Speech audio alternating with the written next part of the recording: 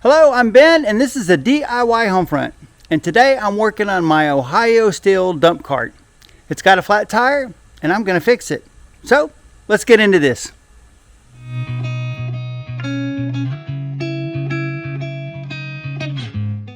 Flat as can be. I've already gotten a couple things out. A jack, the tube, grease gun, some rags, and a wheel bearing kit I might install if it fits. And I'm not going to use any jack stands to support the wheel while it's in the air. The cart doesn't weigh enough to hurt me if it were to fall. I put air in this 2 or 3 times and it keeps going flat, so I know the tube has gone bad. So let's see what we can do about this. I don't have any tools that are specifically designed to help get the tire off of the rim, so I've just got a large screwdriver. Well, it didn't take me long to realize I'm going to need more than just one screwdriver to get this rubber tire over the metal rim. Well, with a little bit of effort and some time, I still managed to get the tire over the rim. A better way of doing it would have probably been to push the tire towards the center of the rim where it's narrower, and then try to pull it over the edge or lip of the rim.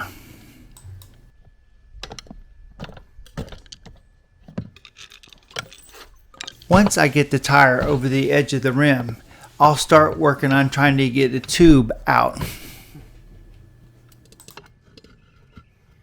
I sweat a lot, so that's the reason why normally I don't wear any safety gloves. But it wouldn't hurt to have a pair of safety gloves on when you're doing this. The tube is a lot like the tire in that it is awful hard to get it over the rim. But once it's over the rim, you've got it. Whenever I remove the tube, I always look for the hole where the air was coming out. I want to make sure there's not something on the inside of the tire that's going to poke a hole in the new tube. It looks like the metal rim cut into the valve stem of this tube, and that's what caused the leak. I'm going to take a rag and go ahead and wipe all the grease off of this rim. It has a way of getting on your fingers and then getting everywhere. If you're struggling to get the grease off, try some brake cleaner. It does an excellent job of loosening up old grease.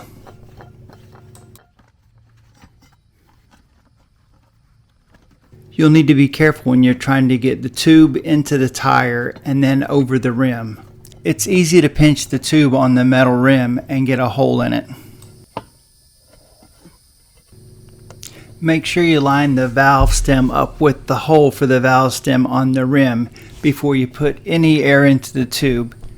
It can get awful difficult to try to adjust it after the tube has air in it. Here I have some baby powder, and I'm going to sprinkle some inside the tire and then around the lip of the tire where it goes over the rim. This will help keep the tube from getting bound up on the inside as it gets inflated, and make it easier for me to get the rest of this tire over the rim. Now this is where it's easier to have the tire off.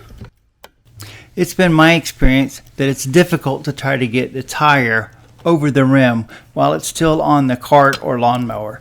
So I'm going to go ahead and take the tire off.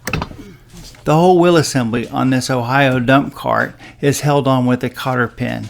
So I'll take that off using a pair of pliers and then take the washer off. And that's all it takes to remove the wheel assembly. I'll go ahead and clean up all the grease on the back side of this wheel too.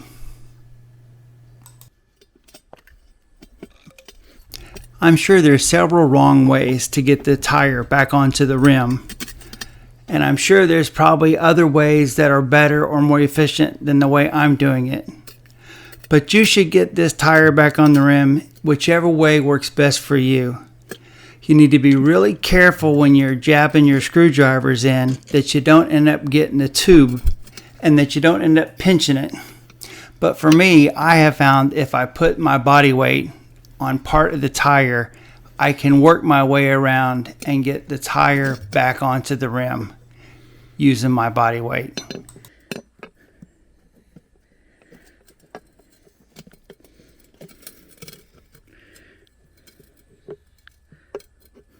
Well, there you have it. It is done. The tire's back on the rim. Now we need to fill it up with air and make sure there's no pinholes in that tube. I'll set this for 10 pounds per square inch because that's what's on the side of the tire, and hit the start button. Even with all that talcum powder I put inside of the tire, the tube can get twisted and cause the tire to have an unusual shape. So the best thing to do is to fill up the tube and let the air out 2 or 3 times before you set it for the final pressure.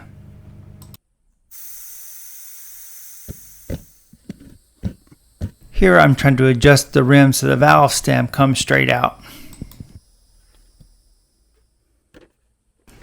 And this will be the last time I inflate this tire. I'll overinflate it a little bit and I'll check it tomorrow to make sure that everything is good. Well, if we can get the tire back onto the cart and get some grease in that grease fitting, we will be done and we can wrap this project up. But unfortunately, I've got the grease shuttle on the end of my grease gun, and the grease fitting is not at an angle, and I cannot seem to get any grease inside of the axle, which means I'm going to have to figure out something. So I've got an attachment for my grease gun that allows me to get into tight spots on my John Deere tractor. And I think if I take the grease fitting out, I might be able to use that adapter to get the grease inside of the wheel hub.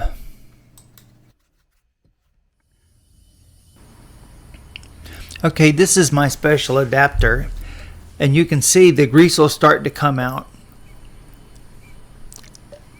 And then when I spin the wheel, you should see some more grease right at the edge of the bushing. That is perfect for me. The grease is where it needs to be, and there's not a whole lot coming out everywhere else that's going to pick up dirt. So we will do everything in reverse and get this job finished. We'll clean the grease off. We'll put back in the grease fitting. We'll put the washer on, and then we'll work on getting the cotter pin in.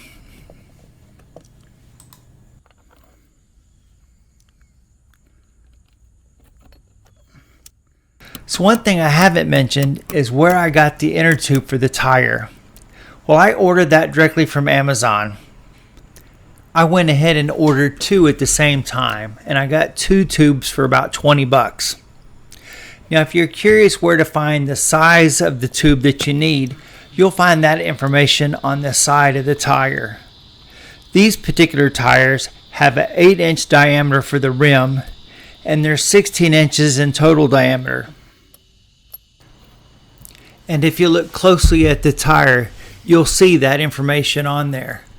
It's 16 inches tall by 7.5 inches wide times 8 inches in diameter.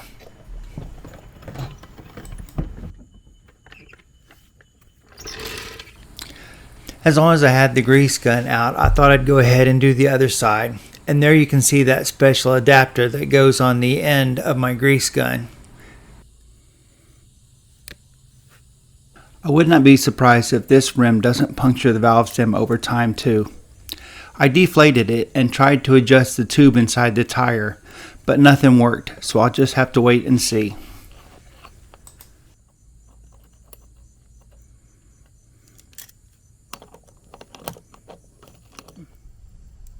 Well, there you go. The yard cart's back in action. The tire is changed, and we can go back doing our chores. Hope y'all found that interesting. It's not too hard to do. I'm sure you can do it too. Well, like, subscribe, check out my playlist, and I'll see you in the next video.